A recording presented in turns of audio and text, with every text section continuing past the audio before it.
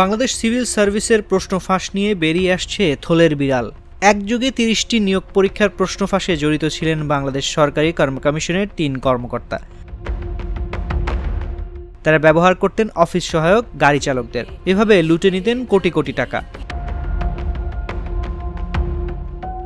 পুলিশের অপরাধ তদন্ত বিভাগের তদন্তে উঠে এসেছে অনেক হাই প্রোফাইলের নামও। পিএসসির উপপরিচালক মোহাম্মদ আবু জাফর ও মোহাম্মদ জাহাঙ্গীর আলম, সহকারী পরিচালক মোহাম্মদ আলমগীর কবির প্রশ্ন ফাঁসের মূল হোতা। তারা ব্যবহার করতেন অফিস সহায়ক খলিলুর রহমান ও অফিস সহায়ক সাজেদুল ইসলামকে। সিআইডির তথ্যমতে পিএসসির উপপরিচালক জাহাঙ্গীর, জাফর ও সহকারী পরিচালক আলমগীর প্রশ্ন ফাঁস করতেন। এরপর খলিলুর রহমান ও সাজেদুল ইসলামের মাধ্যমে চাকরি প্রার্থীদের প্রশ্ন সরবরাহ করতেন। মোটা অঙ্কের টাকার বিনিময়ে পরীক্ষার্থীদের বাসায় এনে উত্তরপত্র পড়াতেন তারা।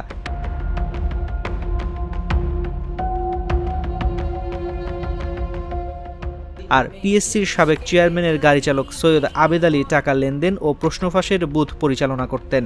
সিআইডি বলছে, পিএসসির কোনো নিয়োগ পরীক্ষা এলেই চক্রের সদস্যরা প্রশ্ন ফাঁস করে বিপুল অঙ্কের টাকা হাতিয়ে নেন। গত ৫ জুলাই রেলওয়ের উপসহকারী প্রকৌশলী নিয়োগ পরীক্ষার প্রশ্নপত্রও ফাঁস করেন তারা। চুক্তি অনুযায়ী পরীক্ষার আগের রাতে পরীক্ষার্থীদের বাসায় এনে প্রশ্ন উত্তরপত্র দিয়েছেন।